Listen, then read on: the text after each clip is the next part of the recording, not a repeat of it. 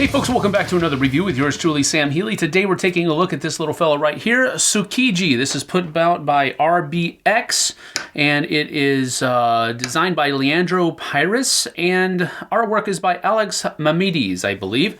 And this is basically a set collection game where each player is taking on the role of a restaurant owner, going to the market at Tsukiji to purchase different kinds of seafood for their restaurant that day. And so whoever has the most points is the winner. Let's go ahead and get down to the table. I'll show you how it works, and we'll come back with some final thoughts in just a few moments. Let's hit it.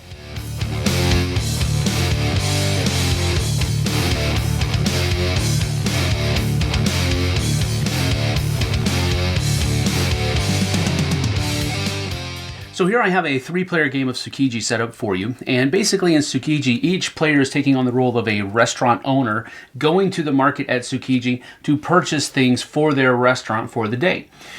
So what I've already done here is I've kind of already set up the first phase of the game, and that is the offer phase, where all of the different things that are offered in the market at that particular moment in time are available to be bid upon. All right, then what happens here is, now, in order to set up this market, you have 3 cards in each column, and there are going to be a number of columns equal to the number of players plus 1. So once those columns have been set up, the evaluation phase takes place, which is where the players are going to take their evaluation tickets, like these things right here, and they're going to put a value, what they think each one of these columns is worth. Now, these evaluation cards are different. They have some white special cards that are basically one-time use cards, and then they have a bunch of green or whatever color you are, cards that you will be able to use throughout the course of the game. And then the number of fish that are down here on the bottom are how many cards you're going to be using during the course of the game. So in a 3-player game, the 0 is not used because it has 4 fish on it. It's only used in a 4-player game. Additionally, the special cards have the same moniker down there at the bottom, but in a 3-player game, they're all used, as you can see here. Now, the difference is that these go from basically 0 to 4, the regular cards, but then the special card has a 6 in it. It also has a -1, so you can actually make the value of one of these go down. This is you're going to negate a 1/4 that has been placed on that column, and this card itself is worth 2. And then you have a multiplier as well, which means that you'll add up the number of valuation tokens here and then times that number by 2, and that's what the evaluation of that column will be. Now, once everybody has gone through their evaluation phase, and that is done simultaneously, by the way, each of the card stacks are turned over and the quotation is done for that stack. So if we turn this over, we have this one is at 2, 4, that's 6, and then 7. So the valuation of this column is 7. This valuation is 8. And then finally, this one over here is a whopping 5. All right. So we have, let's see here, 7, 10, 8, and 5. So 5 is the lowest one. So it's going to get this valuation right here. 7 was the second highest over here, so it's going to get the 6 yen piece. 8 right here was the second highest, and 10 right here was the highest. And so now that the quotations have been given for each of these, and by the way, if there's ever a tie, the higher number token always goes to the column to the leftmost tied column. All right, so there's that. Now, what has to happen here is that the market needs to be adjusted. These are randomly placed at the beginning of the game, and now there's going to be a little bit of an adjustment depending upon what's out here in these columns. So, for example, we start here with the ebbies, and there are ebbies in this column and this column, so it is +2 and then -1, so the ebbies will simply go forward 1 in the market. Then we go on to the shellfish, and the shellfish are not represented, so they're not going to move at all. We go to the puffer fish, and they are represented down here in the -1 column. So unfortunately, they can't go to 0, so they're going to stay right there. And then the tacos, they are represented in every column, so that's going to be 4, 6, -1. So they're going to go forward 5. That's 1, 2, 3, 4, 5. And then the sakes are represented in both of these columns here. And so they're going to get a +4 and a +0. So they're going to go forward 4. 1, 2, 3, 4. Now, for example, if this one had been over this way, or that there were 2 tacos here, then that would be +4 2 times, 1 for each of them. So they would have actually gone forward 8, and then +2, then -1. So that would have been 9 that they would have gone up altogether if these 2 tokens had been swapped. And now that the market adjustment has taken place, players in turn order take turns purchasing these. And of course, 1 will be left over because you only get 1 purchase, and that will be the end of the round. But the person with the first player token will be able to go first, and the only way that you can get the first player token is by purchasing the most expensive column here, which is why that icon is there at the bottom of this token. Now players are going to take their money and purchase columns, whichever they would like, in turn player order. A couple of things about the cards is that each one of these singular types of fish or seafood are going to be worth, at the end of the game, whatever place that they are in. For example, if this were the end of the game market, which would be really bad, the sake here would be worth 10 yen each. And then the taco would be worth 7 yen each, and so forth and so on. And every sake in your hand at the end of the game would be worth 10 yen. Every taco, or taco, however you pronounce it, is going to be worth 7 yen on your tableau at the end of the game, and so forth and so on. Now, a few things about the cards here. You are going to be having these cards, and this is what they're worth, as we just explained, but some are a little bit different. Like the takusans here are wilds.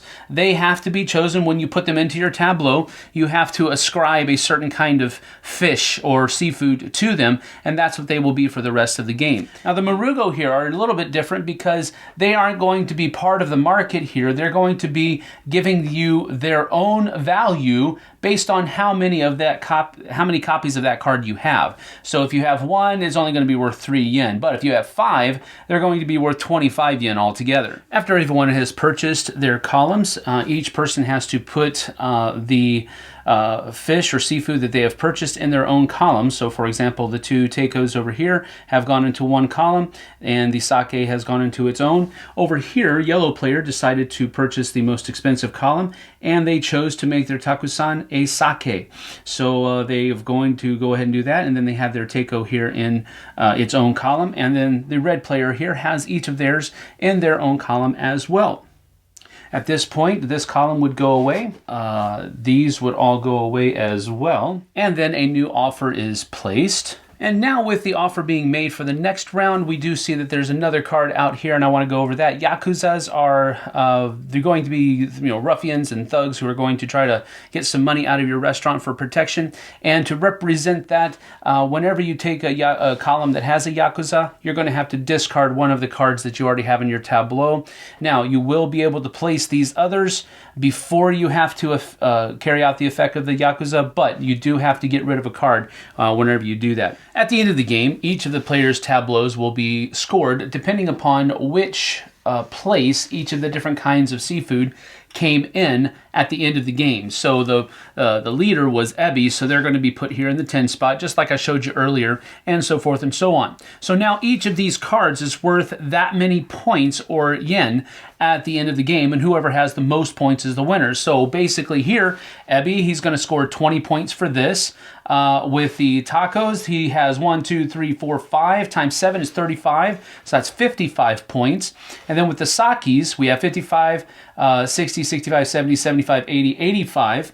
And then with the blowfish over here, he has 3 each, so 85, 88, 91, 94, 97. And then he didn't have any of these shellfish over here as well, but he does have the Marugo over here, which is going to, he has 3 of them, so that's going to give him 12 more points. So I lost count, but you get the idea, right? And so whoever has the most money or yen, which equals points at the end of the game, any yen that you have left over that you didn't spend also gets added to your score, and whoever has the most money is the winner.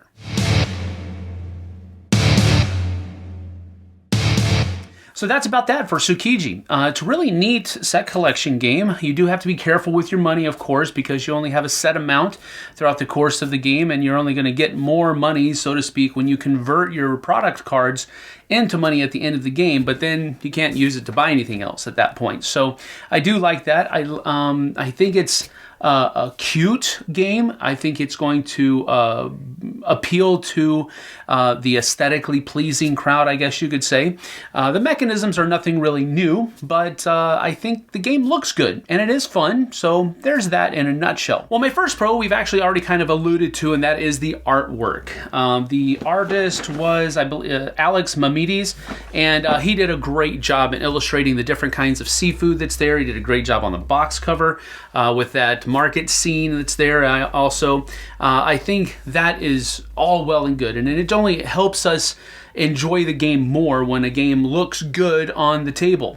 And I think that's what this artwork basically does. He takes all of the different aspects of the art and does it very well. And I like how everything looks, and that's pretty much all you're really getting when you talk about artwork as a pro, is that it just makes the game look better. And I like the graphic design. It's very clean. A lot of clean choices were made graphically in this game, and I like it a lot. My second pro is the actual gameplay itself. It's very, very fast. There's literally no downtime at all when you're doing this because, first of all, the offer phase is done simultaneously. The evaluation phase is also done simultaneously, so there's no real downtime there at all. The only time you really might run into downtime is when people are trying to decide which column of product cards they're going to be purchasing. There might be a little bit of analysis paralysis there, trying to determine which one would be the best and so forth and so on. But it plays very quickly and it plays very fun. It has a limited number of rounds. It's not like you're going to go until some arbitrary goal is met. No, you play 7 rounds. Whoever has the most points is the winner after that. And I like that kind of flow within the game. Another pro for me were the evaluation cards or tickets rather. And the reason I say that is because it's probably one of my favorite mechanisms in the game, because you're basically determining how much people are going to have to pay for those different columns. So if you have a column, you don't really necessarily want it to be the most expensive column because you don't want to spend all of your money. You want to spend as little money as possible while at the same time trying to get the highest valued products that are out there. So how you place your tickets is very important and kind of where the crux of the game lies. So it's almost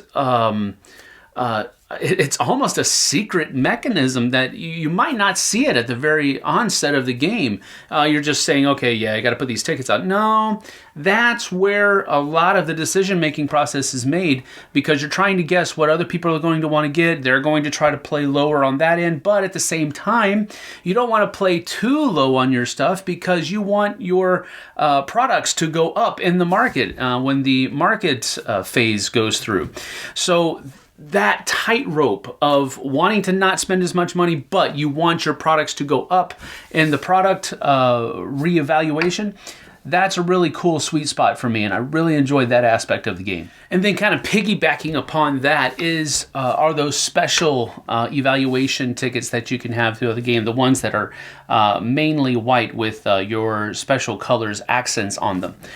Those were interesting as well. I like it when there are single-use cards that everybody has the opportunity to have at the beginning of the game, but you can only use them once. And everybody has them, but you can only use them once. I like it when games do that because it gives a little bit of a twist to the core mechanism of the game. And that's where I really think those evaluation tickets are really the core of the game, because you're determining the price that people are going to have to pay for those different columns. So I really enjoyed it. I think it's a great little mechanism, and those special evaluation tickets just makes it a little bit more rich for me. So great job on that mechanism. My only real con of the game is probably going to fall with the money aspect of the game, and that you have a finite amount of money to use from the very beginning of the game, and you don't get any more added to it throughout the course of the game.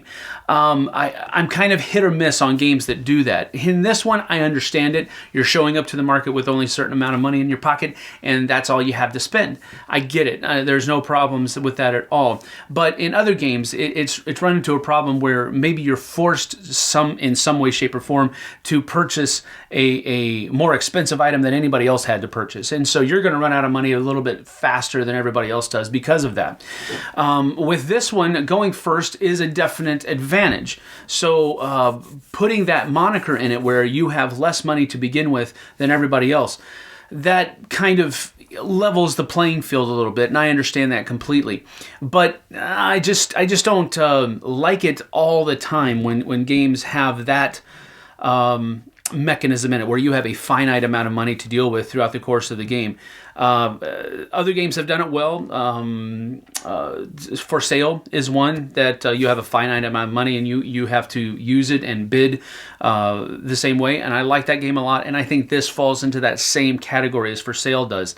It uses a mechanism that I don't necessarily like in a way that I'm okay with. But it is a con because having a finite amount of money makes the game a little bit more, I guess you could say, frolicky.